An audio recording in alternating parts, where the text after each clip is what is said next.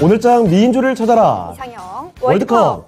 시장의 모든 투자자들이 주목을 하고 있는 미국의 9월 CPI 결과 발표를 앞두고서 지금 시장은 좀처럼 상승하는 에너지를 만들지 못하고 있습니다. 이 간밤 뉴욕 증시도 밀렸고요. 우리 증시도 계속 얼어붙는 모습 나타나고 있죠. 코스피가 일단 다시 또 2200선이 깨진 모습이고 특히 코스닥의 충격이 대단히 크게 나오고 있습니다. 연저점을 경신하고 내려가면서 충격적으로 좀 내려가고 있는 오늘 목요일장 확인되고 있습니다. 네, 혼조세로 출발하는 우리 시장 계속해서 낙폭을 좀 키워가는 모습입니다. 코스피는 2180선을 이탈했고 코스닥은 652선을 터치하면서 연저점을 경신하기도 했는데요. 이렇게 시장이 어렵지만 그래도 희망이 없는 것은 아닙니다. 지금 이 시기를 저희 이상형 월드컵과 함께 잘 대비하시면서 종목별 전망과 대처 방안 잘 준비하시길 바랍니다. 네, 오늘은 토마토 투자클럽의 원년 멤버 두 분이죠. 김영우 전문가님 그리고 최인호 전문가님 모셨습니다. 안녕하세요. 안녕하세요. 자, 그러면 두 분과 함께 꼽은 8개 특징주입니다. 지금부터 대진표 공개하겠습니다. 네, 오늘장 이상형 월드컵 8강의 1라운드부터 만나보시죠. 바로 어제였죠. 한국은행의 금융통화위원회에서 단행한 기준금리 인상, 역대 두 번째 빅스텝을 단행했습니다. 그래서 이 금리 인상 수혜주를 찾아봤는데요.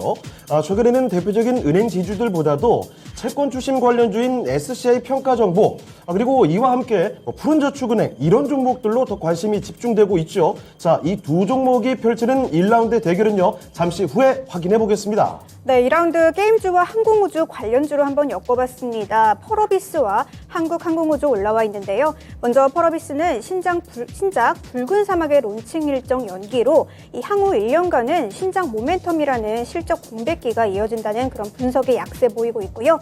이에 맞붙는 한국항공우주, 최근에 정말 많이 내린 종목이죠. 709억 규모의 국산 헬기 추가 계약 소식에도 외국인들의 매도가 계속 이어지고 있네요. 이 두 종목 간의 대결 2라운드에서 체크해보시죠. 자, 바로 이어서 3라운드입니다. 자, 먼저 코오롱그룹의 지주회사인 코오롱부터 보겠습니다. 제품의 성분 논란으로 거래가 정지된 자회사 코오롱 티슈진의 거래 재개 기대감이 최근 살아나게 됐죠. 이렇게 되면서 코오롱의 주가도 상승 탄력을 받고 있는 그런 상황이고요. 최근 주가 많이 올라왔습니다. 자, 그리고 유한양행, 이달 안에 폐암신약 렉나자의 임상 결과가 공개된다고도 하고요. 4분기에는 R&D 성과가 가시화된다는 긍정적인 전망도 나오고 있습니다. 이제는 추세를 돌려놓을 수 있을까 싶은 기대감이 나오는 종목인데요. 코오롱 대 유한양행의 대결은 잠시 후 3라운드에서 만나보겠습니다. 네, 마지막 4라운드 석유화학 관련주로 LG화학 그리고 철강 대장주로 인식되지만 최근에는 에너지 기업으로 변모하고 있는 포스코그룹의 지주회사죠. 포스코홀딩스 올라와 있습니다.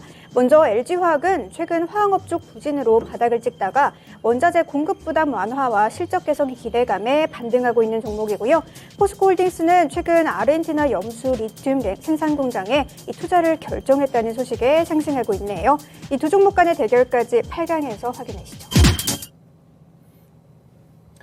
네, 오늘장 이상형 월드컵 8강에 올라온 종목들 8개 특징주 살펴드렸습니다. 대진표를 공개해드렸고요. 1라운드부터 들어가 보시죠. SCI 평가정보대 푸른 저축은행입니다. 여러분의 선택 기다려보도록 하겠고요. 네. 자, 1라운드 이렇게 금리 인상과 관련된 종목들이 먼저 모습을 좀 드러냈는데요.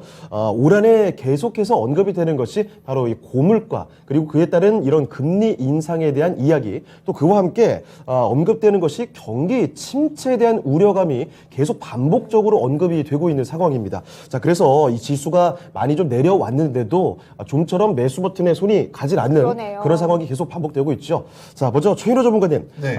이 경기 침체에 대한 우려감, 이거 얼마나 심각하게 보시는지 궁금하고요. 그에 따른 투자 전략, 예를 들면 이 전력이나 통신 같은 불황주들 쪽으로 공략을 해야 하는 건지 종합적으로 이야기 좀 들려주시죠. 저는 이 시장 전반적인 이 상황이 내수 시장부터 해외 시장 모든 게 경기 침체 불황은 어찌 보면 생산 산업계에 미치는 영향이 제일 커요. 네. 그다음에 노동력도 일단 감소가 되고 그러면서도 고용 시장도 일단 위축되고 그러니까 지금 전 시장 자체가 미국의 인플레이션에 의해서 수많은 나라들이 그에 맞추다 보니 어찌 보면 희생양이 지금 되고 있는 시장이에요. 예. 그래서 저는 이 시장이 어차피 하루아침에 어차피 뭐 감기도 아니고 약 먹고 다 낫는 것도 아니고 그렇습니다. 되게 오랜 시간이 걸리는데 특히 고환율 강달러세가 어째 뭐 전 세계에 주도하는 일단은 기축 통화로서의 기준이 되기 때문에 이 환율이 전 세계적으로 다 깔아앉으려면 시간이 좀 장기화 걸릴 거예요. 예. 그래서 저는 지금 시장에서는 불황은 한 1년 정도 단기적으로 보고요. 그럼 지금 시점에서 1년을 보고 짧게 봐도. 예. 네. 그다음에 이제 우리가 말하는 이제 어메이징 국가들, 이제 미국을 제외한 이제 네. 인도, 러시아, 뭐 중국부터 시작해 남아공 이런 국가들, 어메이징 국가들 같은 경우에는 장기적으로 3년은 보고 있습니다. 근데 그 3년을 보고 있어도 그 나라들 특징은 뭐냐면 원자재들이 워낙 많기 때문에 네. 원자재 수급에서 이용되는 게 많기 때문에 그게 큰 이렇게 데미지는 없다고 봐지는데 우리 같이 산업군들이 많이 모여 있는 중국이라든지 한국이라든지 뭐 대만, 일본 같은 시장에서는 상당히 좀 힘들 거라고 예상되고 있고요. 예. 그럼 이렇게 어려운 시장에 그럼 계속 손 놓고 있을 수 있냐? 네.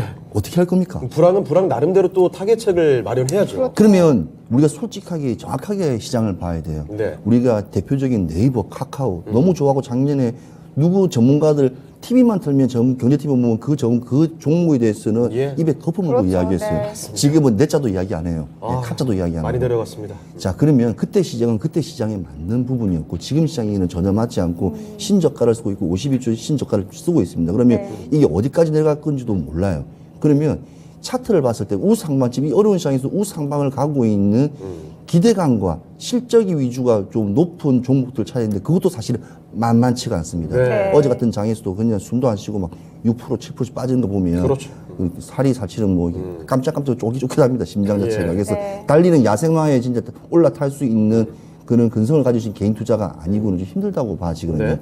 자, 그러면 안 되는 종목을 조금 봐야 돼요. 그럼 IT나 소프트웨어 기술주는 실질적으로 금리 인상에 별 이상이 없었다 했어요. 이유는 뭐냐면 인건비도 인건비만 들지 나머지 기술비가 안 되기 때문에 이익률이 높다고 다 했는데 실제로 이 업종들이 제일 먼저 다 망가져버렸어요. 무너졌죠. 다 무너졌어요.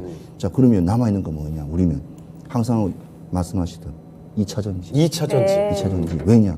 실적도 있고 기대감도 있거든요. 실제로 그나마 요즘에 가는 쪽은 2차 전지 관련된 그런 것 종목들이 같아요. 많습니다. 네. 그 안에서도 소재를 갈 거냐? 오늘처럼 아까 전에 나오는 종목들, 뭐 포스코 홀딩스 관련 종목이라든지 예. 소재 갈 거냐? 아니면 이렇게 기자재적인 뭐 하남 기술이라든지 그런 쪽으로 갈 거냐?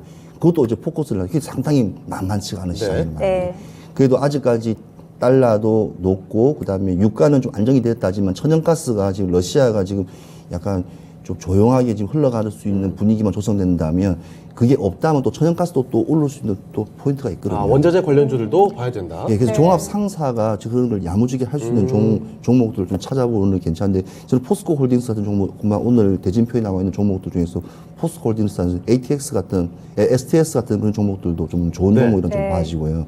그런 종목들을 한번 차트가 다 우상방이에요. 네. 이래저래 우상방이 되면 그런 걸 한번 봐주면 좋겠고 그다음에 그래도 경기 방어주의.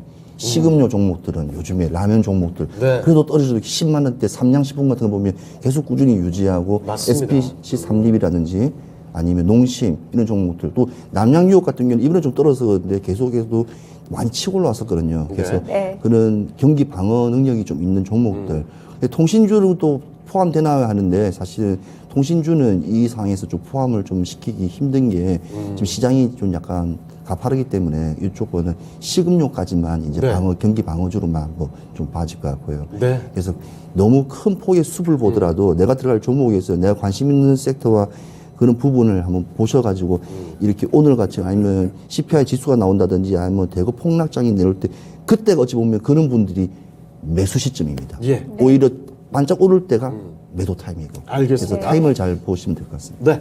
자, 불황은 사실 그 연 단위로 꽤나 오래 지속이 될 수 있을 것 같습니다. 시장은 혼란 속에 앞으로 좀 진행이 될 텐데 이런 가운데서도 2차 전지, 그리고 원자재 관련된 종목, 그리고 종합 상사 쪽으로도 주목을 해보시면 좋겠고 경기 방어주에 대한 이야기도 많이 나오고 있죠. 자, 그런데 그 가운데서 대표적으로 언급되는 통신 말고 식음료 쪽으로 조금 더 주목해 보시면 어떨까 이런 말씀도 전해주셨습니다. 최인호 전문가의 의견이었고요. 네, 김영우 전문가님께서는 경기 침체 또 언제까지 지속될지 또 봐야 할 종목과 섹터들 좀 짚어주시죠. 네, 일단은 지금 금리 인상이 계속해서 이어지고 있는 그런 상황 속에서 예. 이번에 이제 CPI 물가 지수가 굉장히 중요한 지표로서 또 작용을 할 텐데요. 아마 지금 IMF에서도 지금 세계 경제 성장률에 대해서 하향 부분을 시키고 있는 것도 마찬가지로 경기 침체 우려는 여전히 시장에 잔존을 하고 있다라고 말씀을 드리고 싶습니다. 네. 10월 달에 이제 WEO에서는 지금 선진국 위주로 그리고 시차를 둔 성장률 같은 경우에 2.9%에서 한 2.7%로 이제 하향 진행하고 있는 그런 부분들이 있거든요. 그래서 아마 23년에 그런 물가 전망치 자체가 상향폭이 더 큰 만큼 경기 침체 확률이 지금 점점 더 커지고 있는 그런 상황이다라고 보시면 될 것 같습니다. 네. 그리고 10월에 이제 금통위 같은 경우에는 이 기준금리율이 한 50bp를 인상을 하고, 그리고 물가 상승 압력이라든지 아니면 미국의 금리 인상 기조의 그런 환경적 요인들이 작용을 한다고 봤을 때 이 금리 차가 한미 간에 이제 생기잖아요. 그런 네. 부분들에 있어서도 원화 약세가 이제 이어지는데, 사실 이 금리 차뿐만 아니라 다른 외부적 요인들도 원화 약세적인 부분들이 계속해서 이어지고 있다라는 부분을 좀 예를 들 수 있을 것 같습니다. 네. 특히 이제 한국의 그런 기업들 같은 경우에는 주주들, 즉 이제 주주들이 가지고 있는 그런 좀 이득을 편취하는 쪽이 더 큰 성격의 그런 주식들이 많다 보니까 네. 아무래도 이 외부에서 볼 때도 좀 투자하기가 꺼려지는 그런 상황입니다. 그러니까 환경 자체가 너무 좋지 않다 보니까 뭔가 좋은 장점보다는 이렇게 단점들이 많이 보이는 것 같아요. 그렇기 때문에 이 외인들이나 아니면 외부의 그런 대형 투자자들의 그런 부분들도 기대는 좀 하기 힘들다라는 생각을 좀 아직도 해봅니다. 그래서 지금 금리 인상에 대한 얘기로 다시 돌아가 보면 결국 네. 금리 인상이 되면은 뭐 기술주들이라든지 뭐 게임주들 이런 부분들이 하향세로 나게 되잖아요. 그렇죠. 네. 특히 카카오 그룹 주가가 정말 좀 많이, 말도 안 되게 네, 충격적으로 네. 내려갔죠. 네, 지금 계속 내려오고 있습니다. 예. 사실 카카오라는 그룹 자체는 이제 네이버랑 좀 비교를 했을 때 네이버 같은 경우에 이제 품 안에 이렇게 자식을 품어두고 같이 키워가는 회사라고 한다면 네. 카카오는 너무 상장을 솔직히 많이 시켰어요. 네. 근데 사실 주가가 쪼개기가 됐다는 거죠. 가치가 쪼개기가 됐기 때문에 지금 이 하락장 속에서 더욱더 좀 타격을 받는 그런 중입니다. 근데 펀더멘탈로 생각해 본다면 아니면 재료적으로 생각해 본다면 나중에 카카오 그룹이 할 수 있는 그 플랫폼 자체는 전 대단하다고 생각을 해요. 네. 그래서 네. 아무래도 이 지배구조에 대한 그런 개편이 다시 한번 필요하지 않나라는 생각도 다시 한번 들고 있고요. 네. 예, 그렇기 때문에 이 시가총액이 큰 카카오가 이렇게 내려가기 때문에 특히 기술주들의 약세가 이어질 부분이 저는 강하다고 생각합니다. 그래서 지금 같은 시장에서는 좀 기술주들은 피하는 게 좋지 않을까. 일단 이렇게 기본적으로 깔고 가시는 게 좋을 것 같고, 예. 전반적인 포트를 생각을 해본다면 저는 결국에 현금을 계속해서 좀 챙겨 나가야 된다라는 생각을 하고 있어요. 근데 그 와중에 이제 투자를 할 수 있는 그런 부분들은 네. 과대낙폭이 나올 때만 저는 투자를 하라고 추천을 드리고 싶은데, 네. 아까 최인호 전문가님이 말씀하신 그런 2차전지 쪽은 저는 봐야 된다고 생각합니다. 그러니까 이거를 포괄적으로 해석을 해보면 결국에 이제 발전을 해야 되는 그런 산업들, 제가 항상 강조드린 부분입니다. 네. 그런 산업들을 보시는 게 좋다. 그러니까 실적이 잘 나오더라도 발전을 하고 기대감이 항상 주식은 있어야 되거든요. 네. 실적이 조금 안 나오더라도 기대감이 없으면은 그 주식은 정말 더 이렇게 지하로 갈 수가 있다. 그런 부분들이 있기 때문에 네. 앞으로 그 성장 가능성이 있는 그런 기대감 있는 종목들, 2차전지 그 안에서도 뭐 폐배터리 예. 이쪽으로도 보시는 것도 나쁘지 않다고 저는 생각을 합니다. 그래서 그런 섹터를 좀 집중적으로 보시되 저는 일단은 현금 보유 비중을 좀 더 늘려야 된다. 이렇게 저는 말씀을 드리고 싶습니다. 네. 네. 네. 자, 경기 침체에 대한 우려감이 커지는 가운데서 어떤 투자 전략을 갖고 접근해야 될까 이야기 들어봤고요. 자, 지금부터는 8강의 1라운드 종목덱을 좀 들어가 보겠습니다. 자, 1라운드는 SCI 평가종 모델 푸른 저축은행으로 저희가 붙여봤는데 선택을 바로 들어볼게요. 최인호 전문가님 어디로 가실까요? 두 개 다 좋습니다. 네. 네. 지금 시장에서 그래도, 좋습니다. 은행을 하겠습니다. 푸른 저축은행이요? 네, 알겠습니다. 알겠습니다.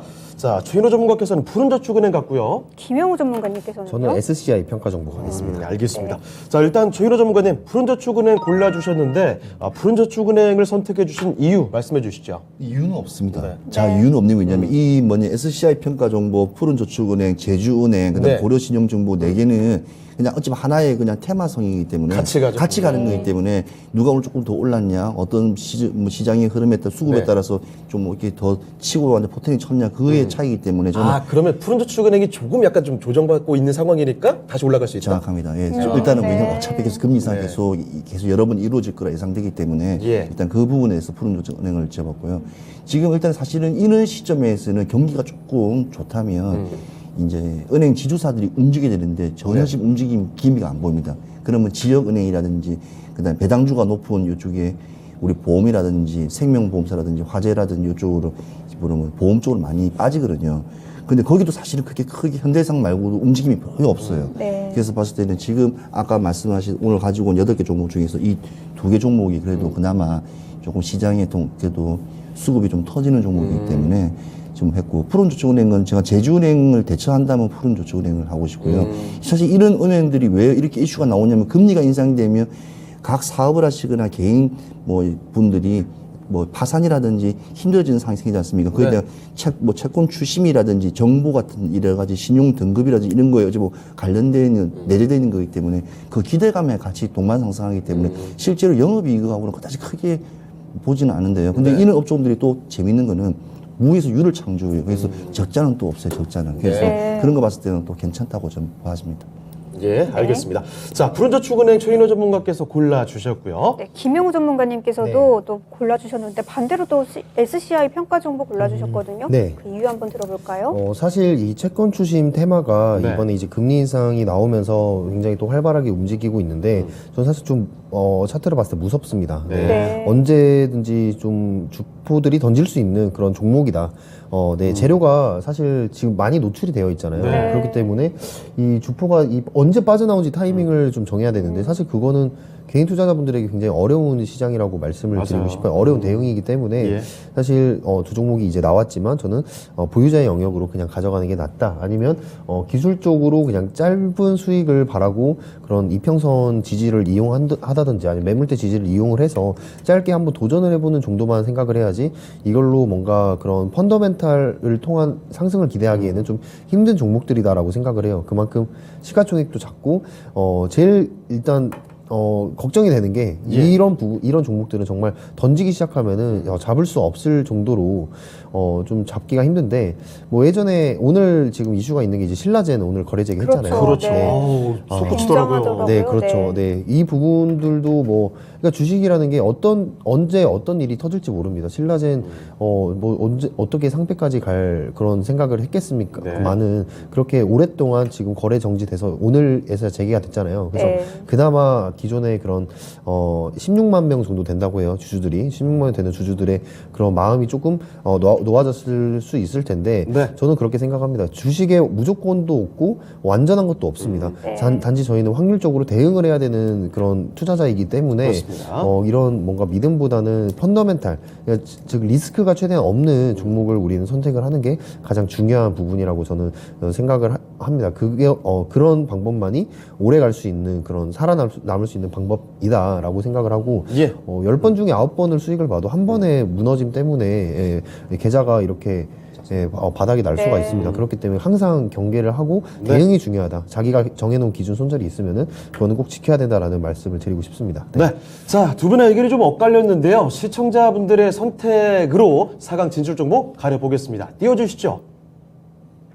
시청자분들의 선택은 SCI 평가 정보로 갔습니다. 계속 쭉쭉 치고 올라가는 종목으로 선택을 해주셨고요. SCI 평가 정보 4강까지 올라가겠습니다. 네, 그러면 푸른저축은행 관해서는 최인호 전문가님 가격 전략 얼마로 잡아야 좋을까요? 네, 17,000을 보고 있고요. 그러니까 네. 금리 인상에 대해서 수익성 개선, 왜냐하면 수익성 개선이 가능하고 소형금융지 수급량이 일단은 다른 기대감이 많이 형성되는 종목인데 지금 약간 조정이 들어온 지점이라는 걸 좀 말씀드리고 싶고요. 네. 그래서 뭐 늦다, 뭐 사실은 좀 위험한 종목들이 아까 말씀하신 대로 언제 주포들이 던져버리면 한번 또 산을 한번 내리고 계곡을 만들기 때문에 아무튼 조심조심 아무튼 평단가 조절해가면서 진입가 잘 해가면서 나오시면 될 것 같습니다. 예. 네, 알겠습니다. 푸른저축은행 잘 보시면서 대처하라는 말씀 주셨고요. 17,000원으로 가격 전략 제시해 주셨네요. 잘 참고하시길 바라겠습니다. 이제 8강의 2라운드로 넘어가 보시죠. 네, 오늘장 이상형 월드컵 8강의 2라운드로 가보겠습니다. 게임과 방산이 맞붙습니다. 그런데 둘 다 기대감이 있는 종목이긴 한데 오늘장 급락 중이거든요. 펄어비스는 신작과 관련된 기대감이 있음에도 불구하고 오늘 10% 가까이 떨어지고 있고요. 한국항공우주 마찬가지로 최근 한화의 인수설과 관련돼서 이런 기대감도 있지만 주가는 계속해서 내리꽂고 있습니다. 펄어비스와 한국항공우주 상대적으로 어떤 종목이 더 나은 판단이 될까요? 지금부터 가려보겠습니다. 네, 김영우 전문가님, 네. 일단 이 종목들 가지고 계신 분들 좀 고민 많으실 것 같은데 네. 어떤 종목이 조금 더 나을까요? 저는 한국항공우주 가겠습니다. 알겠습니다. 한국항공우주로 김영우 전문가께서 골라주셨고요. 네. 자, 최인호 전문가께서는 어디로 가실까요? 네, 저도 한국항공우주입니다. 알겠습니다. 자, 둘 다 방산, 우주항공 쪽으로 선택을 해 주셨습니다. 그러네요. 자, 먼저 김영호 전문가님, 네. 게임주보다는 조금 방산에 대한 기대감이 더 좋겠다 이렇게 보시는 걸까요? 뭐 게임주들도 네. 마찬가지지만 뭐 네. 게임주도 전반적으로 기술주들 약세를 보일 수밖에 없는 그런 금리 인상 시즌이기 때문에 그거는 당연한 얘기인데 네. 펄어비스 신작이 출시가 지연되는 건 좀 큰 악재이라고 저는 생각을 네. 합니다. 사실 생각보다 큰 악재다. 맞습니다. 게임주들은 어떻게 본다면 신작에 대한 기대감 때문에 주가를 끌어올리는 그렇죠. 경우가 대부분이거든요. 제약바이오의 임상과 비슷한 그러네요. 얘기죠. 네, 맞습니다. 근데 이게 지연이 된다라고 한다면은 안 그래도 지금 게임주들에게 불리한 시장인데 이런 악재들이 있다면 좀 더 마이너스를 좀 더 많이 받는다. 네. 이렇게 보시면 될 것 같아요. 그래서 뭐 그런 부분들이 많이 아쉽기 때문에 펄어비스를 투자를 한다는 거는 조금 힘든 부분인 것 같고요. 네. 반면에 이제 한국항공우주 같은 경우에도 지금 주가가 많이 내려왔어요. 많이 내려왔죠. 네, 맞습니다. 네. 근데 이제 러시아 우크라이나 전쟁 이후 그리고 그 전부터도 주가가 어마어마하게 올라갔거든요. 네, 그 올라간 거에 비해서 지금 사실은 건강한 조정이다라고 그 한 4거래 전까지는 생각을 했지만 지금은 좀 차익 실현 매물이 좀 많이 나오는 네. 것으로 판단을 하고 있습니다.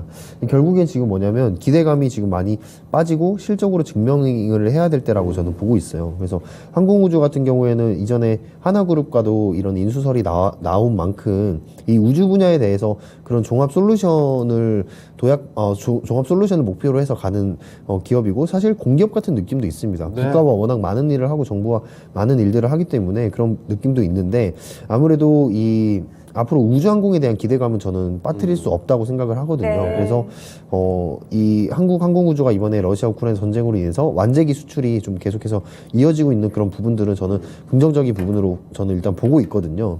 특히나 이 물품, 군수 물품에 대한 그런 재고들을 빨리 채워야 되는 국가들이 많이 있어서 한국항공우주가 또 그걸 제공해 줄 수 있는 그런 가성비 좋은 제품들을 많이 가지고 있다고 저는 판단을 합니다. 네. 일단은 하나 에어로스페이스든 한국항공우주는 급락을 보이고 있기 때문에 맞아요. 네. 투자자분들의 걱정이 좀 많으실 텐데 좀 아래 구간 어떤 구간에서 잡아볼지를 한번 체크를 해보면서 뭐 제가 지금 차트상으로 체크를 못 해드리겠지만 저점 이제 상승세가 시작된 저점에서부터 한 61.8% 자리 그 정도에서부터 한번 잡아보면 어떨까라는 생각 아니면 50% 자리에서부터 한번 담아보면 어떨까 이런 생각을 좀 하면서 한국항공우주 말씀을 드리도록 하겠습니다. 네, 네, 알겠습니다. 최인호 전문가님께서도 한국항공우주 골라주셨는데 네. 아무래도 좀 상승적인 모멘텀 측면에서 조금 더 가능성이 있다고 보시는 아니요, 거죠? 저는 이 두 종목을 네. 왜냐하면 네. 항공우주 종목은 원래 좋아하는데 네. 지금 6거래일 동안 계속 하락을 하잖아요. 너무 빨리 내려가고 있어요. 자, 그러면 이 종목이 재료도 좋고 다 좋은데 왜 동일한 게 있어요? 한진카라고 또 동일한 겁니다. 왜냐하면 아하. 이게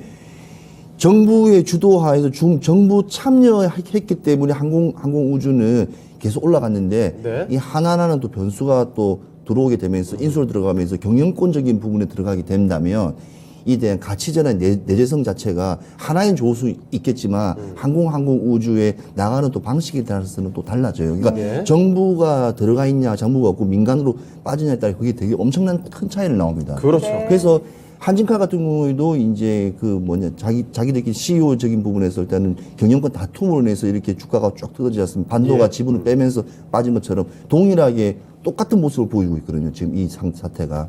그래서 어찌 보면 종목은 좋기 때문에 오히려 아까 말씀하신 대로 김영우 정도 말씀하신 대로 종목이 좋기 때문에 차라리 그냥 오늘 눌림목일 때 한 1차 매수 잡고 네. 조금 올라오거나 또 내릴 듯 하고 해서 평단가를 맞춰가면서 한 3번이나 4번을 포지션 잡아서 해서 평단가 맞춰서 계속 대응을 해가면 네. 저는 항공우주 같은 경우에는 오히려 더 진짜 좋은 어찌 보면 건강한 조정이라 생각합니다. 네. 그러니까 보통 개인 투자가분들은 쌀 때 확 사버린다고요. 그럼 또 떨어지면 또 어떻게 반응을 못 하는데 네. 이거 샀을 때 3분의 1만 먼저 사고 또 한 5거래일 정도 추이 지켜봤다가 또 빠질 때 또 사고 이렇게 해서 그래서 평균 단가에 대한 이 매입 가격을 잡고 들어가시는 게 더 예. 유리할 거로 예상됩니다. 알겠습니다.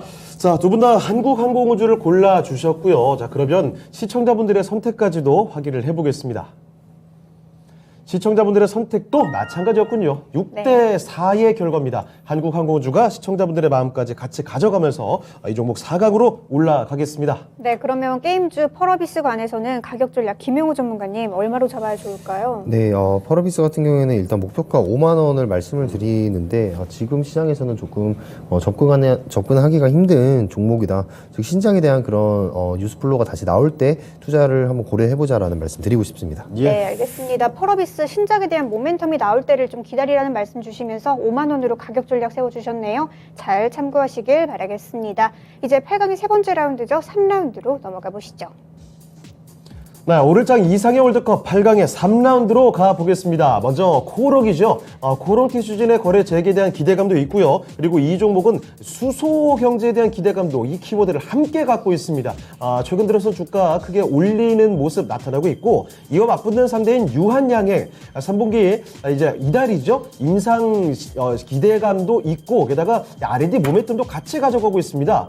코오롱 대 유한양행 기대감이 잔뜩 있는 두 종목인데요. 자, 과연 승자는 누가 될지 지금부터 확인해 보시죠. 네, 최인우 전문가님, 이 두 종목 중에 어떤 종목으로 가야 조금 더 메리트가 있을까요? 왜냐면 코오롱 좋은 회사인데 재작년만 네. 해도 상당히 주가를 많이 올려준 지주사 좋은 회사지만 그 이유가 이걸 선택하면 안 되는 이유가 뭐냐면 네. 상장을 폐지될 때 자기가 이제 라인업 그러니까 어허. 감독이 있으면 여러 가지 미드필더 축구 선수도 하나의 패밀리가 있는데 거기에서 예. 뭔가 문제가 있거나 하면 재료가 노출되면 그만큼 지주사는 상당한 데미지를 입게 돼요. 그렇죠. 그래서 그게 되게 안 좋은 부분이에요. 그래서 유한양행으로 유한양행으로 가십니다. 가야 됩니다. 알겠습니다. 유한양행을 최인호 전문가께서 선택해 주셨고요. 네, 김용우 전문가님의 의견도 좀 궁금한데요. 네, 저도 유한양행입니다. 알겠습니다. 자, 두 분 다 유한양행으로 골라주셨습니다. 네. 자, 일단 최인호 전문가께서 지금 코오롱에 대한 그 약점이라고 해야 될까요? 그런 점 네. 말씀해 주셨고 유한양행에 대해서는 좀 어떻게 보십니까? 일단은 유한양행은 일단은 지금 신약 중에서도 이제 비소세 포함 관련 예. 종목 그 가지고 파이프라인을 가지고 있기 때문에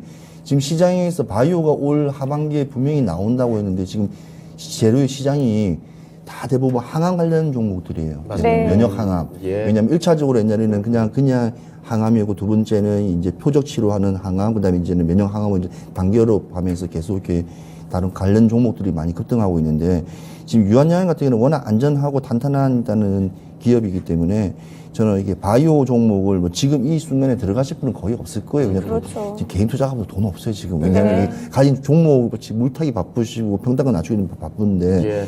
그래도 차라리 이 두 종목 중에서 꼭 한 주라도 사야 되면 뭘 사야 되냐 물어보면 저는 지주사를 되게 좋아해요. 그렇지만 코오롱이 지금 가지고 있는 지금 코오롱 티슈진 이 종목이 있기 때문에 이 종목을 좀 배제하고 유한양이 그래도 미래 성장성이나 지속적과 안정성과 지금까지 역사가 있기 때문에 네. 네. 오히려 바이오에서는 이게 낫다고 저는 그냥 감히 한 표로 드리겠습니다. 알겠습니다. 네, 조금 더 알겠습니다. 안정성에 지금 무게를 실어서 말씀을 해주셨습니다. 네, 김용우 전문가님께서는 네. 항상 리스크 없는 종목을 고르는 게 중요하다 이렇게 네. 강조를 해주셨는데 유한양행 고르신 이유 약간 그렇게 비슷하게 봐도 될까요? 네, 뭐 사실 기업 모두가 뭐 리스크가 없을 수는 없습니다. 그렇죠. 근데 맞아요. 이제 최대한 네. 적은 쪽으로 저는 접근을 하고 싶은데 네. 일단 유한양행 같은 경우에는 이제 예전부터 아시겠지만 유한양이 굉장히 기업을 깨끗하게 운영하는 것으로 유명하잖아요. 그렇죠. 네. 주가도 보시면 유한양행 같은 경우에 정말 보기 힘든 차트입니다. 네, 꾸준하게 이렇게 실적과 동반을 해서 네. 꾸준하게 올라가는 그런 종목인데 지금 현재 차트를 보시면 이 박스권을 지금 굉장히 많이 형성을 하고 있잖아요. 근데 그렇죠. 예전의 차트부터 돌려보시면 꾸준하게 이렇게 계단식으로 상승을 하는 그런 모습을 그러네요. 볼 수가 그러네요. 있거든요. 네. 네, 그러니까 이런 종목들은 사실 찾는 게 사실 쉽지가 않습니다. 그런데 투자자분들이 이제 한 가지 뭔가 착각이라고 해야 되나요? 뭘까요? 이렇게 자신을 속일 수 있는 게 재미없어서 안 하시는 경우가 굉장히 많은 경우가 있어요. 그러니까 이게 뭔가 주식을 하면서 뭔가 그런 엔돌핀이라고 하나요? 네. 네. 그런 감정을 많이 느끼시는 분들이 많은데 큰 수익에 대한 네. 기대감을 늘 그렇죠. 품고 있죠, 우리는. 네, 맞습니다. 그런 부분 때문에 사실 뭐 이런 종목들에 투자하는 거는 재미가 없다.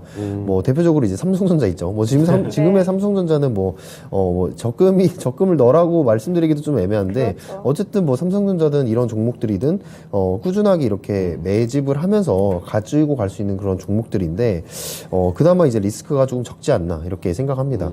특히 이제 바이오와 제약을 같이 하는 그런 입장에서는 굉장히 저는 기업적인 좀 측면의 투자적인 입장에서 저는 오히려 재미없다라는 느낌보다는 좀 매력이 있다 이렇게 저는 보고 있고 오히려 코오롱 같은 경우에는 지금 오늘 신라젠을 계기로 해서 코오롱 티슈진에 대한 그런 상패 여부 때문에 네. 또 상승 기대감이 좀 몰리고 맞습니다. 있네요. 그 네. 기대감이 좀 몰리고 있는데 사실 그것도 좀 웃긴 얘기예요. 신라젠이랑 코오롱이랑 전혀 상관이 없거든요.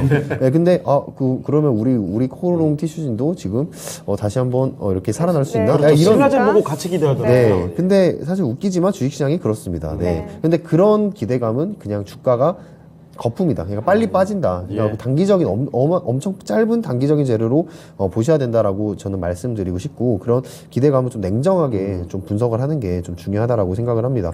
그리고 지금 가장 큰 모멘텀이 수소 경제 쪽인데 네. 지금 코오롱 인더스트리가 수소 연료 전지 사업을 하고 있잖아요. 예. 근데 시장을 딱 바라보시면 아실 거예요. 수소에 대한 기대감이 지금 언급이 안 되고 있어요. 그러네요. 네. 지금 나올 수 없는 그런 시장이기 때문에 사실 이런 타이밍도 굉장히 저는 중요하다고 보고 있거든요. 그래서 코오롱보다는 그냥 유한양행 지금 횡보를 가고 있지만 다시 한번 실적을 기반으로 해서 지금까지 해오던 행위를 보면은 다시 한번 우상향으로 갈 수 있는 전 유한양행이 더 낫다고 생각을 합니다. 네, 알겠습니다. 자, 두 분 다 유한양에 골라주셨고요. 그러면 시청자분들의 선택까지 확인해 보겠습니다. 시청자분들의 선택은 역시 아주 네. 쏠렸네요. 이번에는 코오롱이 20%, 유한양이 80% 가져갔습니다. 유한양이 4강으로 올라가겠습니다. 네, 그러면 코오롱 관해서는 최인호 전문가님 가격 전략 얼마로 잡아보는 게 예, 아까 좋을까요? 말씀드린 수소 이제 경제 전반적인 밸류체인을 구축한 코오롱 같은 경우에는 일단은 뭐 섬유 쪽으로는 일단 대한민국 전 세계적으로도 제일 그렇죠, 유명하죠. 네. 그래서 어찌 보면 지금 기업들은 하나의 특징적인 어찌 보면 그게 낼 수 있는 네임택이 있어야 돼요.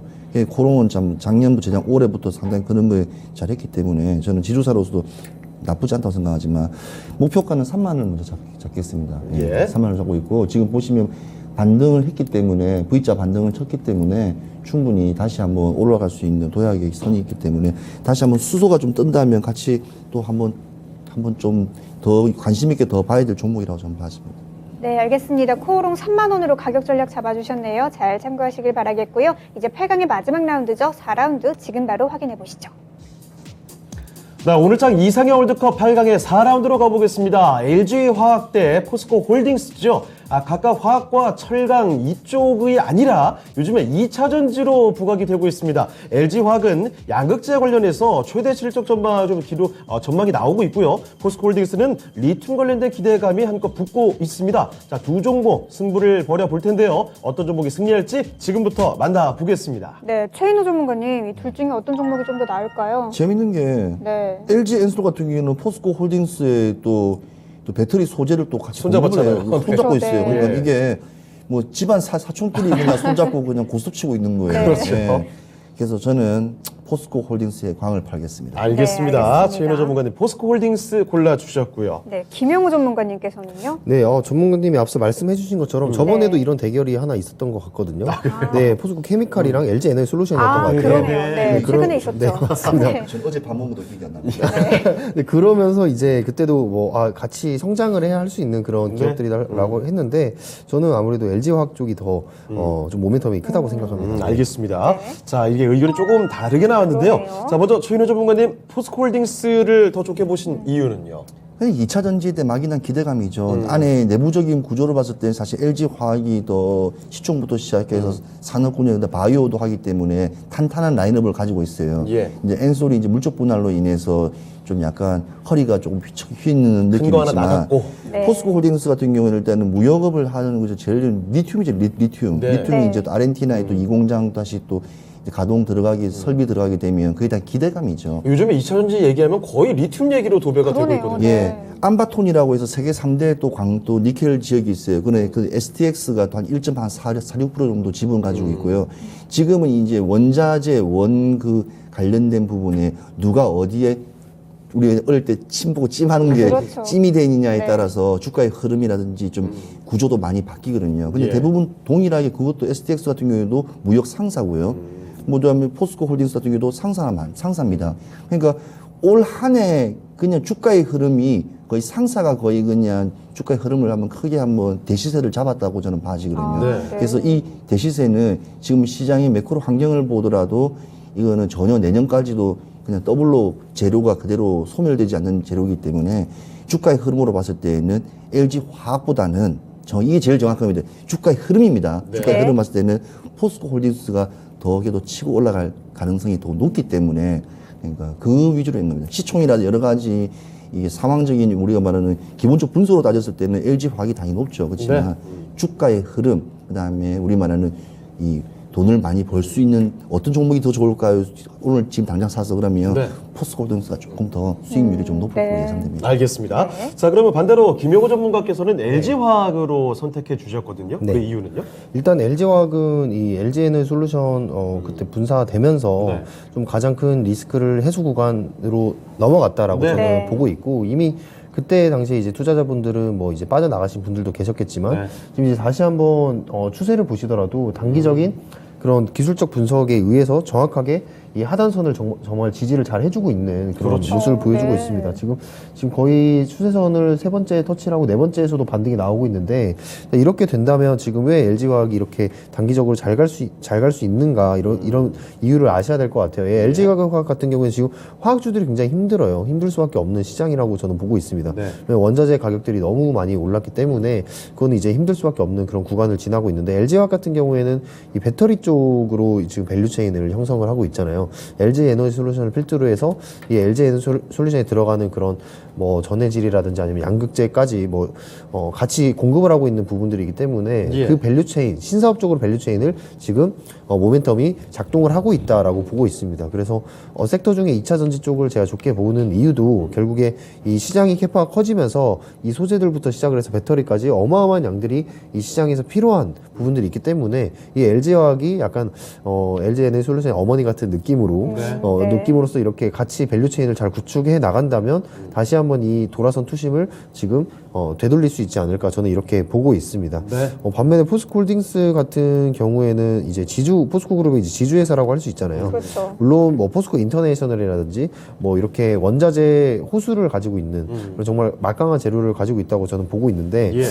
아무래도 이 포스코홀딩스의 그런 지배 구조에 대해서 솔직히 말씀드리면 제가 이쪽 지배 구조에 대해서는 확실하게 제가 파헤치지 못했는데 네. 포스코홀딩스도 한번 지배 구조에 대한 그런 부분들을 한번 파악을 하고 저는 투자를 하는 게 중요하다라는 말씀 드리고 싶습니다. 알겠습니다. 자, LG화학과 포스코홀딩스 한 표씩 받아갔고요. 시청자분들의 선택에 따라서 4강 진출 종목이 가려지게 됩니다. 지금부터 그 결과를 확인해 보시죠. 네, 시청자분들의 선택은 오늘 정말 박빙이네요. 박빙이었네요. 네. 자, 그런데 근소한 차이로 LG화학이 승리를 하게 됐습니다. LG화학 4강으로 올라가겠고요. 포스코홀딩스는 아쉽게도 여기서 떨어지게 됐습니다. 네, 그럼 포스코홀딩스 관해서는 최인호 전문가님 가격 전략 어떻게 제가 잡아볼까요? 아까 봤는데 흰나노 피해로 인해서 일단 네. 홀딩스는 지주사니까 이번 3반까지 좀 약간 좀 철강의 차질이 생기지 그때 않습니까? 맞아요. 예. 그걸 생각 못했네요. 흰나노를 제가 흰나노 쪽에 살질 않으니까 아직까지 영향이 좀 있는가 예, 봅니다. 그 영향이 예. 있죠. 그래서 상당히 매출이라든지 생산량이 많기 때문에 오히려 LG화학이 더 유리할 수 있습니다. 맞습니다. 그래서 포스코홀딩스는 26만 원을 잡고 한번 가보도록 하겠습니다. 네, 네. 알겠습니다. 포스코홀딩스 26만 원으로 최인호 전문가님께서 가격 전략 세워주셨으니까요. 잘 참고하시길 바라겠고요. 이제 4강으로 넘어가 볼 텐데요. 4강의 1라운드. 일단은 주가 흐름이 좀 상당히 다른 두 종목인데요. 지금 바로 확인해 보시죠. 네, 오늘장 이상형 월드컵 4강의 1라운드입니다. 앞서 언급해드렸던 것처럼 주가 흐름이 좀 상반되죠. SCI 평가정보 금리 인상 수혜주로서 채권 추진 관련주의 대표 주자로 움직이고 있죠. 주가는 계속 상승하는 모습 보여주고 있고요. 반면에 한국항공우주, 방산과 우주항공을 하는 종목입니다. 최근에 하나 인수설이 나오는 가운데에서 주가는 급락 중인 상황입니다. 자, 이렇게 다른 방향을 보이는 두 종목의 승부 과연 어떻게 될까요? 지금 확인해 보겠습니다. 네, 김영우 전문가님 네. 어떤 종목이 조금 더 나을까요? 저는 한국항공우주 가겠습니다. 네. 그래요. 자, 김효구 전문가께서는 한국항공우주를 오히려 골라주셨습니다. 자, 그러면 최인호 전문가께서는요? 네, 저도 항공우주. 네. 자, 최인호 전문가께서도 마찬가지 선택이셨는데, 자, 그러면 김효구 전문가님, 네. 한국항공우주가 최근에 많이 떨어지긴 했지만 다시 갈 시기 됐다 이렇게 보시는 것 같아요. 네, 지금 저는 과대낙폭이라고 너무 떨어졌고. 네. 보고 있고요. 지금 아무래도 이 뭔가 단순한 믿음에 의해서 올라간 주가들에 대한 매물들이 지금 쏟아지고 있는 게 아닌가라고 생각을 합니다. 결국에는 이 한국항공우주는 실적이 다시 한번 증명을 해야 되는 그런 시기가 왔다라고 보고 있습니다. 네. 즉 기대감이 지금 빠진 순간에 이전에 지금 계약을 체결을 했던 국가들 이후로 뭔가 연쇄적인 계약이 지금 필요한 시점이 됐거든요. 뭐 9월달 같은 경우 이제 폴란드 군비청이랑 이제 항공기 공급 계약을 체결을 했고 거의 이제 4조 원대 계약이었거든요. 네. 그러니까 이 규모가 어마어마합니다. 그렇습니다. 근데 지금 시장이 이러다 보니까 아무래도 그 기대감이 하나씩 빠질 종목들이 지금 다 빠지고 있어요. 그러니까 방산 쪽 같은 경우에는 계약에 대한 그런 단건 계약이 굉장히 중요하잖아요. 네. 근데 그 모멘텀이 기대감이 약간 잊혀지거나 빠져버리면 사람들은 불안해할 수밖에 없습니다. 그거를 계속 내가 계속 이걸 들고 가야 되나? 라는 생각이 계속 들 수밖에 없기 때문에 지금 좀 과잉 매물이 출회되고 있지 않나라고 생각하는데 지금 계속해서 일은 정말 열심히 잘 하고 있어요. 우주항공 쪽이든 아니면 방산 쪽이든 정말 잘 하고 있는 모습을 보여주고 있는데 특히나 이번에 이 한국판 스페이스 X라 해가지고 그 총괄 사업을 이제 하나 에어로스페이스에서 맡았다고 하는데 한국항공우주도 거기서 기술력으로 빠질 수가 없거든요. 그래서 우주항공이 앞으로도 마찬가지로 커져갈 수 있는 캐파를 생각을 해본다면 저는 분명히 한국항공우주가 지금 저평가되어 있을 수도 있다. 물론 이게 실적이 나와야겠지만 지금 좀 먼 이야기일 수도 있겠지만 우주항공 산업도 저는 언젠가는 이루어져야 될 산업이라고 생각하기 때문에 네. 한국의 우주항공 쪽은 저는 한국항공우주가 빠져서는 안 된다라는 말씀 드리고 싶습니다. 네, 네. 알겠습니다. 자, 그리고 최인호 전문가께서도 뭐 같은 의견이셨는데 지금 이미 많이 올라가 있는 SCI 평가 정보보다는 좀 조정을 받은 한국항공우주로 가야 된다. 이렇게 저는 보신 것 같아요. 한국항공우주가 사실은 오늘 사시는 분이 기회가 될 수도 있었어요. 아, 왜 그래요? 이게 뭐냐면요. 지금 김정은이 또 며칠 있다가 또 예. 북핵도 하게 되면 일단 뭐 관련 종목 중에서는 또 한국항공우주 또 이렇게 전투기를 또 하고 헬기까지기 그렇죠. 때문에 그는 또 이렇게 수급이 탁 터지기 네. 때문에 네. 또 반등이 또 일어날 수 있는 조정이기 때문에 한 3, 4일 안에 지금 여러 지금 안팎의 지금 뉴스에서도 지금 이제 북핵 관련돼 있는 또 실험을 한다고 하니까 네네. 그에 관심 초점을 맞으면 나는 사실은 오늘 내일 어떤 종목이 올라요 모든 종목을 몰라도 항공우주는 오를 것 같은 느낌이 들기 때문에 그런 뉴스를 접해서 봤을 때는 그래서 항공우주는 그냥 미래 사업 미래 산업도 있지만 현 시점에 대한 어찌보면 강한 메시지가 있는 종목이라고 저는 생각합니다. 네, 알겠습니다. 자, 한국항공우주 두 분 다 선택을 해주셨기 때문에 결승전으로 올라가겠고요. 그러면 이쯤에서 시청자분들의 선택도 확인을 해보겠습니다. 시청자분들의 선택도 마찬가지입니다. 네. 한국항공우주가 압도적인 승리를 가져갔습니다. 71% 득표하면서 결승전 만장일치로 진출하겠습니다. 네, 그러면 금리 인상의 수혜주로 꼽히고 있는 SCI 평가 정보 관해서는 가격 전략 김영우 전문가님 얼마로 잡아야 좋을까요? 네, 이것도 마찬가지로 목표가 5,000원으로 말씀을 드리고 싶은데요. 네. 채권 추심에 대한 테마는 다시 한번 말씀드리지만 좀 조심해야 되지 않나 네. 이런 말씀 드리면서 마무리하겠습니다. 네, 알겠습니다. SCI 평가 정보 두 전문가님 모두 다 좀 보수적으로 생각을 하시는 것 같습니다. 5,000원으로 가격 전략 잡아주셨으니까요. 잘 참고하시길 바라겠고요. 이제 4강의 2라운드 넘어가 보시죠. 자, 오늘장 이상형 월드컵 4강의 2라운드로 가보시죠. 먼저 올라와 있는 종목은 유한양액입니다. 제약바이오 종목이죠. 신약 임상에 대한 기대감 그리고 R&D 모멘텀을 갖고 긍정적인 주가 흐름 만들어내고 있고요. 자, 그리고 이와 맞붙는 LG화학은 뭐 다들 알고 계시죠. 2차 전지 관련된 기대감으로 최대 실적 전망까지 나오고 있습니다. 유한양액 대 LG화학의 대결 지금부터 펼쳐보겠습니다. 네, 최인호 전문가님, 제약바이오냐 아니면 2차 전지냐 어디로 가야 할까요? 지금 이 말하는 게 1990년대면 제가 유한양행을 하겠습니다. 네. 근데 지금 2022년이고 그렇죠. 예. 시장 흐름이라든지 판이 워낙 다르기 때문에 전통성을 가진 유한양행보다는 실적과 내적도 어찌 보면 재료들이 기대감. 많이 네. 기대감이 있고 재료가 워낙 살아있는 사실 LG화학이 그때 분할되어 나올 때도 받쳐줄 수 있는 어차피 스토리들은 다 만들어져 있는데 원래 그냥 내보내지 않아요. 그래서 그런 것들이 이제 개인 투자가분들한테 이제 이해시키냐에 따라서 달라지지만 네. 아까 말씀하신 LG화학 같은 경우에는 또 많은 또 조정이 있는 상태에서 지금 추세가 우상방으로 미국 또 이게 방문했지 않습니까? 그때도 그렇죠. LG 하면서 그때부터 계속 기관하고 외인들이 사기 시작하기 때문에 상당히 좋은 회사예요. 그래서 뭐가 터질 줄은 모르겠지만 저는 양극재 관련 종목으로서는 LG화학을 사실 지금으로서는 네. 완톱으로 보고 있어요. 알겠습니다. 네, 알겠습니다. 와, 양극재 원톱이다라는 말씀까지 해주시면서 LG화학을 골라주셨고요. 최인호 전문가의 선택이었습니다. 네, 김영우 전문가님께서는요? 네, 아까 유한양행을 이제 이런 투자적인 관점에서 한번 말씀을 드렸는데 네. 이 재료 자체를 본다면 지금 렉나자가 지금 인사 3상이 10월 중에 결과가 공개가 됩니다. 네. 그래서 첫 번째 블록버스터에 대한 그런 기대감이 지금 나오고 있는 그런 중인데 유한양행도 저는 괜찮다고 생각을 하는데 네. 그래도 지금 같은 시장에서는 오히려 저는 LG와 2차 전지 쪽이 저는 네. 강하다고 말씀드리고 싶습니다. 알겠습니다. 네, 두 분 다 역시 알겠습니다. 2차 전지로 말씀을 또 모아 그러네요. 주셨습니다. 네. 자, 조현우 전문가님 방금 전에 또 양극재 원톱이라는 말까지 해주셨는데 LG화학에 대한 기대감은 그만큼 가져볼 만한 것 같아요. 왜냐면 LG 엔솔이 일단은 파우치형 일단은 뭐 각형이든 뭐 예. 원통형이든 만들게 되면 제일 비싼 부분이 소재가 일단 양극재지 않습니까? 네. 양극재 뭐 다들 아시겠지만 근데 그 부분이 시장으로 지금은 아직 LG 화학이 기초 단계 지금 시작했으니까 시간이 지나고 나면 당연히 완톱이 될 수밖에 없죠. 네. 그다음에 그래서 그 부분에서 미래 성장성에 봤을 때는 저는 오히려 양극재는 LG 화학이다. 지금은 아니지만 네. 네. LG 화학이다. 멀리 저는, 봤을 때? 예, 멀리 봤을 때는 LG 화학이다.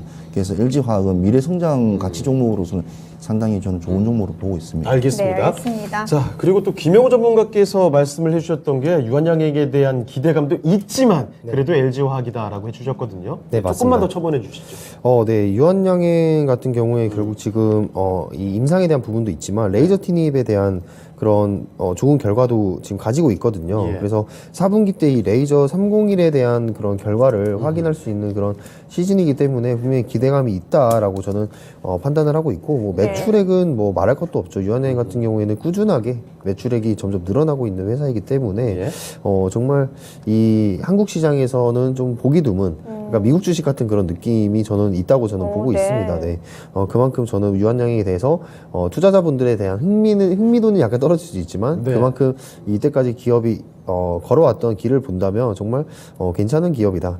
그러니까 뭔가 이 그 사람으로서 뭔가 닮고 싶은 기업 그런 느낌이 나요. 유한양이 네. 사실 그런 점에서 사실 근데 유한락스 아, 네. 갑자기 유한락스를 하니까 좀 네. 당황스러운데 아무튼 유한양행도 그렇고 하지만 이제 저는 이 2차 전지 쪽은 절대 무시를 할 수가 없다. 그렇죠. 지금 당장의 네. 그 트렌드고 시장의 중심이 네, 되죠. 맞습니다. 그러니까 LG에너 솔루션이 지금 미중 갈등으로 인해서 중국에 대한 배터리 규제가 좀 심해졌단 말이죠. 네. 그러면은 LG에너 솔루션이 자랑스럽게 전 세계 1위 기업이 될 수도 있다고 저는 생각을 해요. 배터리 기업으로서. 지금 만약에 미중의 그런 기조를 이어간다면 말이죠. 근데 만약에 그게 이제 이루어진다면 LG화학이 받쳐줘야 될 그런 이 밑바탕이 정말 강해야 되거든요. 네. 그렇기 때문에 LG화학도 좀 강하게 성장을 많이 모회사로서 해야 된다라고 저는 보고 있습니다. 네. 네. 자, 이렇게 두 분 다 LG화학을 골라주셨는데 시청자분들의 선택까지 확인해 볼까요? 지금 띄워주시죠. 네, 이번에도 시청자분들의 선택 전문가들과 마찬가지였습니다. 74% LG화학이 가져갔고요. 바로 이 종목을 결승까지 올려보겠습니다. 네, 그러면 유한양행 관해서는 가격 전략 최인호 전문가님 얼마로 세보는 게 좋을까요? 네, 일단 유한양행 같은 경우에는 저는 이게 바이오 신약 사업에서는 일단 기본적인 틀을 가지고 있는 회사이기 때문에 저는 앞으로 성장성으로서도 멀리 보도 괜찮다고 봐가지고요. 일단은 목표가는 7만 원을 잡도록 하겠습니다. 네, 알겠습니다. 유한양행 두 전문가님 모두 다 중장기적으로 좀 괜찮은 기업으로 보고 계시네요. 7만 원으로 가격 전략 잡아주셨으니까요. 잘 참고하시길 바라겠습니다. 이제 마지막 대망의 미인주를 가릴 결승전만 앞두고 있는데요. 오늘의 미인주 어떤 종목이 될지 지금 바로 공개해 주시죠. 네, 오늘장 이상형 월드컵 결승전의 대결입니다. 일단 방산과 2차 전지 시장에서 가장 중심이 되는 종목들이 올라와 있죠. 먼저 한국항공우주입니다. 방산의 대표주자로서 고점 찍고 나서 최근에 좀 많이 내려가고 있죠. 하나의 인수설이 나오고 있는 와중인데 주가가 급락 중이지만 매수해볼 만한 시기다라는 평가를 듣고 있고요. 자, 그리고 LG화학 양극재에 대한 기대감이죠. 실적이 받쳐준다는 겁니다. LG화학 실적에 대한 기대감과 함께 긍정적인 전망 갖고 있는 바로 이 LG화학 결승전에서 승리를 하게 될 종목이 바로 어떤 종목이 될까요? 지금 확인해 보겠습니다. 네, 자, 네. 최인호 전문가님. 네, 최인호 전문가님. LG화학입니다. 네. 네. 오늘의 미인주는 LG화학. 알겠습니다. 알겠습니다. 제가 먼저 여쭤봤던 게 저를 바로 보시더라고요. 지금 바로 그렇죠. LG화학을 말씀해 주셨던 것 같아요. 기다리고 계셨나 보네요. 그렇습니다. 알겠습니다. 자, LG화학 최인호 전문가께서 골라주셨고요. 네, 김용호 전문가님께서는요. 아, 네. 저를 먼저 불러주셔서 그러네요. 감사합니다. 네. 오디오가 겹치긴 했지만. 네. 근데 저는 LG화학 가겠습니다. 네. LG화학 알겠습니다. 네. 오늘 역시 LG화학이 선택을 많이 좀 받게 그러네요. 됩니다. 자, 최인호 전문가님, LG화학이 우승을 할 수밖에 없는 이유 간단히 좀 말씀해 주세요. 2차 전지는 앞서서 말씀 많이 드렸고 지금 요즘에 주가의 흐름에서 금양이라는 종목 아시죠? 네. 금양이 좀 굉장한 상승이 발포제 해갖고 이제 2차 전지 쪽으로 하는데 사실 LG화학에 비교해서는 네. LG화학이 너무 많은 걸 가지고 있습니다. 그래서 그는 여러 가지 LG화학이 지금 시장에 다들 알고 있지만도 시장이 일단은 플로어에 많이 이렇게 깔지 않은 부분이 많기 때문에 네. 이게 뭐 각각의 이슈가 터진다면 지금 이렇게 개별 종목으로서 금량부터 시작해 많이 올라오고 있는데 그거를 모두 다 아우르는 게 LG화학이고요. 네. 실제로 또 지금 경기는 좋지는 않지만 좀 이제 또 새로 재개발이라든지 또 발전되면 또 LG화학이 가지고 있는 또 이렇게 뭐 바닥 마루제부터 시작해서 그런 사업들도 워낙 많기 때문에 이는 석유화학부터 시작해서 모든 이 포스를 다 아우를 수 있기 때문에 2차 전지 하나만 보더라도 크게 큰데 그 외과도 상당히 큽니다. 실제적으로 뭐 지금 수익이 나오고 있는 캐시카우든 대부분 다 석유화학 쪽, PVC 쪽이니까 네. 그런 걸 봤을 때는 LG화학은 대단한 기업이다. 그래서 절대로 그 아성은 함부로 어찌 보면 아무리 새로운 소재와 뭐 새로운 뭐 어찌 보면 방향성을 제시하는 기업이 나온다 하더라도 가지고 있는 깔고 있는 판은 워낙 강합니다. 장판 같은 회사입니다. 네. 든든한 회사다라는 네, 점 든든한 LG화학 설명을 또 해주셨고요. 네, 김영우 전문가님께서도 LG화학 네. 골라주셨는데 간단하게 또 이유 말씀해 주시죠. 네, 방산 쪽이냐 아니면은 2차전 쪽이냐 한다면 그나마 리스크가 이제 적은 쪽이 저는 LG화학이라고 저는 말씀드리고 싶고 네. 양극재 매출에 대한 그런 성장세는 앞으로도 꾸준하게 이어질 거예요. 그래서 원자재에 대한 매입 부분만 잘 해결이 된다면 LG화학도 계속해서 커질 수 있는 산업이고 지금 첨단 소재 사업이나 이제 배터리 사업 쪽도 잘 발전을 하고 있기 때문에 LG화학은 충분히 모멘텀이 아직 살아있다라고 말씀드리고 싶습니다. 네. 네, 알겠습니다. 알겠습니다. 자, 이렇게 두 분 다 LG화학을 골라주셨거든요.